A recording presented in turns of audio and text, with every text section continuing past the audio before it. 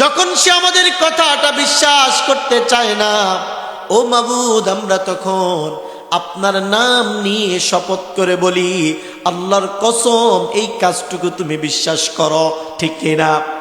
আল্লাহ, আপনি আমাদেরকে কোনো কিছু জানাবেন, কোনো বিষয় জানাবেন, আল্লাহ এটার জন্য তো আপনার কসম খাওয়ার প্রয়োজন নাই, আপনি আল্লাহর তো শপথ করার প্রয়োজন নাই। আপনি আল্লাহ যা বলবেন তাই নির্ধারিত, সেটা মানাই আমাদের জন্য নির্ধারিত। কিন্তু আল্লাহ রাব্বুল আলামিন কি এমন বিষয় আমাদেরকে বলবেন, সেটা বলার জন্য আল্লাহ তাআলা চারটা নিয়ামতের কসম করে ফেলেছেন। আল্লাহ রাব্বুল আলামিন বলেন, লাকাদ খালাকনাল ইনসানা ফি আহসানি তাকওয়িম।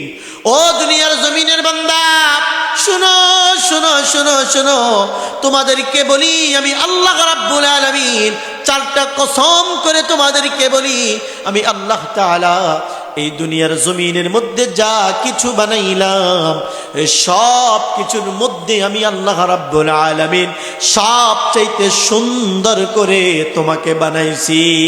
সুবহানাল্লাহ।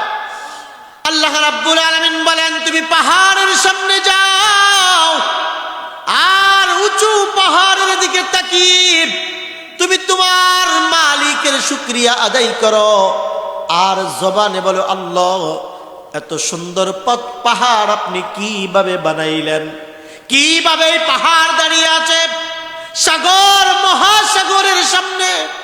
সাগর মহাসাগরের সামনে গিয়ে তুমি তোমার রবকে স্মরণ করো আর তোমার রবের শুকরিয়া আদায় করো, আর বলো, আল্লাহ এত সুন্দর সাগর, এত সুন্দর মহাসাগর আপনি কিভাবে বানাইলেন।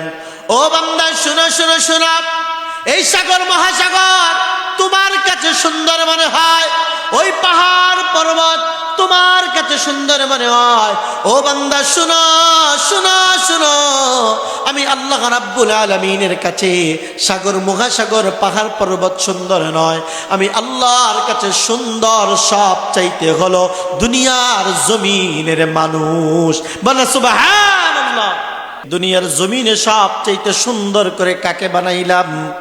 মানুষকে বানাইলাম। আল্লাহ তো সুন্দর করে মানুষ বানিয়েছেন, এত আদর করে মানুষ বানাইলেন। ওই আল্লাহ বলে, এই মানুষগুলো হলো আমার সবচাইতে পছন্দের, সবচাইতে প্রিয় সৃষ্টি। আল্লাহ রাব্বুল আলামিন সূরা ৩-এর তারপরের আয়াতের মধ্যে বলেন, সুম্মা রাদাদনাহু আসফালা সাফিলিন। আমি আল্লাহ তাআলা এই মানুষগুলোকেই আমি আবার নিক্ষিপ্ত করব ওই জাহান্নামের মধ্যে। আল্লাহ, ওগো মনিব, এত আদর করে আপনি মানুষ বানাইলেন, সবচাইতে শ্রেষ্ঠ সৃষ্টি বললেন, আর এই মানুষগুলোকে আপনি আবার জাহান্নামের মধ্যে নিক্ষিপ্ত করবেন। আল্লাহ, কেন কেন আপনি মানুষগুলোকে জাহান্নামের মধ্যে পালাইবেন?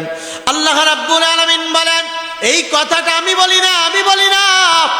আমি যদি বলি তোমাদেরকে জাহান্নামে ফেলবো, তোমরা বলবে কেন তোমাদেরকে জাহান্নামে ফেলবো? আর চলে আসো সূরা মুদ্দাসসিরের 40 নম্বর আয়াতের মধ্যে। শুনো শুনো শুনো, জাহান্নামীদের থেকে শোনো, তারা কেন জাহান্নামের মধ্যে চলে গেল। আল্লাহ রাব্বুল আলামিন সূরা মুদ্দাসসিরের 40 নম্বর আয়াতের মধ্যে বলেন, ফি জান্নাতি ইয়াতাসাআলুন আনিল মুজরিমিন। জান্নাতীরা জাহান্নামীদেরকে জাহান্নামীদেরকে প্রশ্ন করবে, ও জাহান্নামীরা, ও জাহান্নামীরা, কি কারণে আজকে তোমরা জাহান্নামের মধ্যে প্রবেশ করলে? জাহান্নামীরা জবাব দেবে, ও জান্নাতি ভাই, একই সাথে তুমি আর আমি আর তুমি একটা সমাজের মধ্যে বড় হয়েছি, একটা রাস্তাঘাটে চলাফেরা করে বড় হয়েছি, একই সমাজের মধ্যে আমাদের বেড়ে ওঠা। আজকে তুমি জাহান্নামে আর আমি জান্নাতি, কি কারণে তুমি জাহান্নামের মধ্যে গেলে?